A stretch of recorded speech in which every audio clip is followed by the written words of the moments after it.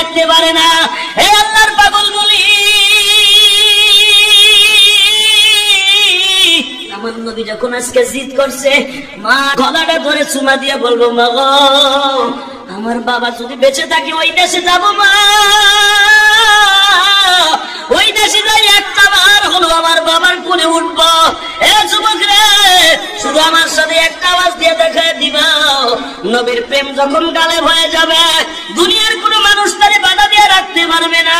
হযরত বিলালকে কেউ মদিনায় রাখতে পারে নাই নবীর ইন্তিকালের পরে, কেন জানুনি? আবু বকর তার পাও পর্যন্ত ধরছে, হযরত ওমর তার বুকের মধ্যে জড়াই ধরে বলছে, বিলাল রে তুই যাইস না, মদিনা ছেড়ে যাইস না, নবী ছাড়িয়ে গেছে তুই যাইস না। বিলাল বলে, এই মদিনায় আর টেস্ট নাই, মদিনার ফুল গাছ ছড়িয়ে গেছে, এই মদিনায় আর কোনো খুশবু নাই, যদি নবীরে ফিরিয়ে দিতে পারো আমি আবার মদিনায় থাকবো। দুনিয়ার কেউ বিলালকে মদিনায় রাখতে পারে নাই বাবা। এত বড় জলিল কদর সাহাবীর কবর, সেই তার গ্রামের বাড়িতে হাফসি। হে যুবক ভাইরা রে, বিলাল যদি এসকো নিয়ে মদিনা ছাড়িয়ে যাইতে পারে, তুমি বাংলাদেশেও যদি নবীর এসকো নিয়ে নবীর মুহাব্বত দেখাই দিতে পারো, তোমার প্রেমটাও নবীর রওজা পর্যন্ত চলিয়া যাইতে পারত। এসকো লাগাই দাও যদি নবীর চোখ দিয়ে দেখতে চাও।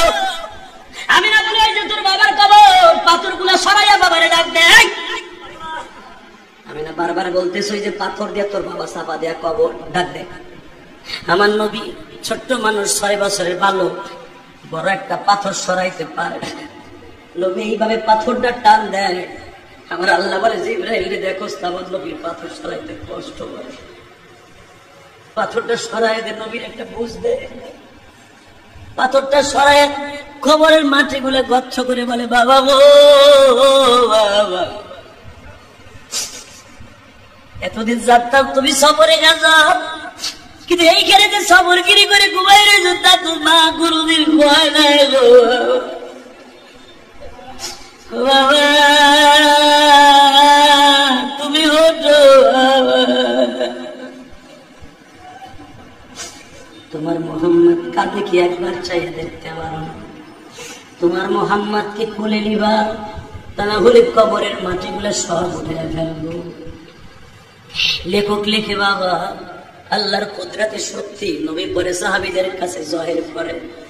হাদিস কারা যদিও দুর্বল, তারপরে বলে দিয়ে যায় বাবা প্রেমিক নবী আমার আব্দুল্লাহ কবরের মধ্যে থেকে আওয়াজ দিয়ে বলতে যে, ও মালিক আমার কবরের মাটিটা সরাইয়া দাও না, মুহাম্মাদের চিৎকার আমার কলিজায় আর সহ্য হয় না। একবার কোলে লইয়া বলি, বাবা গো তুমি যদি দুনিয়ার চন্দ্র সূর্য একদিন তুমি একাকার করতে পারবা, চন্দ্র তো খণ্ডিত করতে পারবা, ইচ্ছা করলে পাহাড়কে স্বর্ণ বানাইতে পারবা, কিন্তু বাবা গো তোমার বাবারে উঠাইয়া কোলে নিতে পারবো না বাবা। অন্তত এই কথাটা আমার মুহাম্মাদরে বলিয়া দে। যখন আমার নবী কবরের কাছে কান্দে বাবা, পশু পাখি সবাই কান্দে, উট ভেড়া বকরি কান্দে, তোমার আমার চোখে পানি নাই, বুঝতে হবে এই কলবটা নষ্ট হয়ে গেছে। নবীর কান্না দেখিয়ে যদি পশু পাখি সেদিন কেঁদেছিল, আজকে যারা কাঁদছ, যারা বাবারা আজকে বাবার কবরে দেখার নিয়ত করে গেল, আল্লাহ আমার জনম দুঃখময় বাবা কবরে কেমন আছে গো, যদি একবার দেখাই দাও। যেই বাবা পরের জমিতে কামলা দিয়ে আমার পরীক্ষার ফি জগাইয়া দিছিল, আমার বাবা গার্মেন্টে চাকরি করিয়া ভালো খাবারটাও খায় নাই গো। কেন বলছি জানো?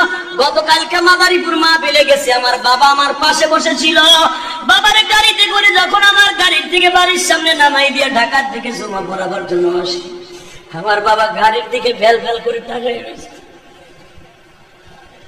রাত বাজে তখন 11টা, তুমুল বৃষ্টি হচ্ছে, বৃষ্টির মধ্যে ছাতি ফুটাইয়া মাদারীপুরের মানুষ আর শুনছে তোমরা দেখ ভাই উঠিবে। আমার বাবা পিছনে বসে কান্দে। আমার বাবা আমার গাড়ির দিকে তাকায় হাত বাড়ায় বলে, খবরদার আস্তে আস্তে গাড়ি চালায় যাইও, ঢাকায় যাই আমার ফোন দিও, যত রাইত হোক আমি তোমার ফোনের আশায় হয়ে যা।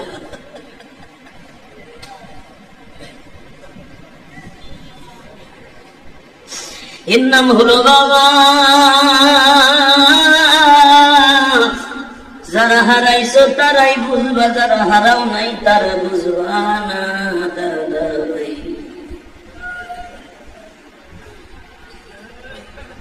আল্লাহ আমার ভাইদের সকলের চোখের পানি কবুল করে, জোরে কেন আমি আরো জোরে বলে না আমি। আসেন তওবা করি, আস্তাগফিরুল্লাহ রব্বি মিন কুল্লি যামবি ওয়া আতুবু ইলাইহি লা হাওলা ওয়ালা কুওয়াতা ইল্লা বিল্লাহিল আলিয়্যিল আযীম লা ইলাহা ইল্লাল্লাহু মুহাম্মাদুর রাসূলুল্লাহ।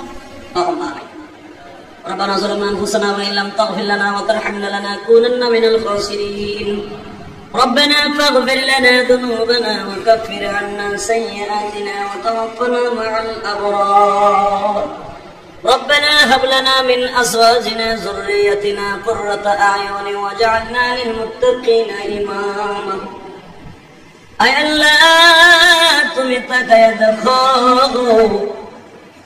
গত জুমার নামাজ পড়াইয়া ভারতবর্ষে গিয়েছিলাম। আয় আল্লাহ, ভারতের প্রোগ্রাম গুলি শেষ করে আসলাম গত রাত্রে। ও মালিক, শরীরটা সুস্থ রাখছে, এটাই তোমার বড় নিয়ামত।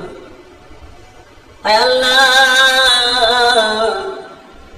যদি আজকের জুমাটা হায়াতে জিন্দেগির শেষ জুমা হয়, গত জুমা পড়ে যখন ইন্ডিয়ার উদ্দেশ্যে রওনা দেই, মনের মধ্যে ভেবেছিলাম হয়তো আর জীবনে বাঁচবো কিনা জানি না। বিশ্বনবীও তো সফরে গেলে এই দোয়া করে যাইতেন, মালিক আর মদিনার মেম্বারে ওয়াজ করতে পারবো কিনা, নামাজ পড়াইতে পারবো কিনা জানি না। এই জন্য নবী সফরে যাওয়ার আগে সব সাহাবীদের কাছ থেকে বিদায় হয়ে যাইতেন। আয় আল্লাহ, আমার মায়ার নবী দয়ার নবীর দেখা দিয়ে করে চোখের পানি দিয়ে একবার তোমার কাছে ভিক্ষা চাই, একবার দেখতে দিবা। দুনিয়ায় কত মানুষকে স্বপ্নে দেখাইলাম, ওই বান্ধবী কি একবার দেখতে দিবা? আল্লাহ, সেই যুবকটা দোয়া চাইলো, তার বড় ভাই তার মায়ের মায়ের হাত পড়ছে, এই যুবককে হেদায়েত দেয়। আর যদি হেদায়েত না থাকে একটু দেখাইয়া দেয়, মায়ের গায়ে হাত দেয় কি? যে যুবকটা বড় ভাইয়ের পক্ষে দোয়া চাইল, মায়ের জন্য দোয়া চাইল, আর মা জনম দুঃখিনী মা, যারা না বুঝিয়ে কষ্ট দেয় ওই যুবকদের পরে কসম দিও না। আল্লাহ অনেকে দোয়া চাইছে, লন্ডন থেকে তোমার এক পাগল দোয়া চাইছে, তার মেয়ের এক্সামিনার, সামনে একটা ইন্টারভিউ, মানিকগঞ্জ থেকে দোয়া চাইছে, তোমার এক পাগল ছেলে পরীক্ষা দিচ্ছে। আল্লাহ, সহসভাপতি সাহেবে কত আত্মীয় স্বজন খবরে চলে গেছে, তার ফ্যামিলির থেকে ছাত্রদের খাবারের ব্যবস্থা করেছে। আরো যারা দোয়া চেয়েছে, আল্লাহ প্রত্যেকের মনের আশা পুরা করে দিও। আমার মাদ্রাসা মসজিদে যারা এতিমদের খাবারের ব্যবস্থা করছে, আল্লাহ তাদের কবরগুলো জান্নাতের বাগান বানায় দিন। আল্লাহ, খাস করে তোমার এক পাগল দোয়া চাইছে, তার মায়ের জন্য, বাবার জন্য, সন্তানের জন্য, প্রত্যেকের মা বাবার আশা পুরা করে দাও। আল্লাহ, সকলের মনের আশা পুরা করে দাও। যাদের ব্যবসা বাণিজ্য খারাপ, বরকত দিয়ে দাও।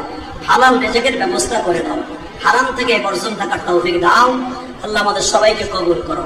সভাপতি সাহেব উমরায় আছে, তার ছেলে সহ ফ্যামিলিতে যারাই গেছে তাদের সবাইকে হেফাজত করো। আমাদের জন্য দোয়া করার মতো এবিলিটি তৈরি করে দাও। রাসূলের রওজায় আমাদের সালামটা দেওয়ার তৌফিক দান করে দাও। সাল্লাল্লাহু তাআলা আলা খালিকিহি মুহাম্মদ ওয়া নূরি আরশি সাইয়্যিদিনা ওয়া বিরহমাতিকা ইয়া রাহমান।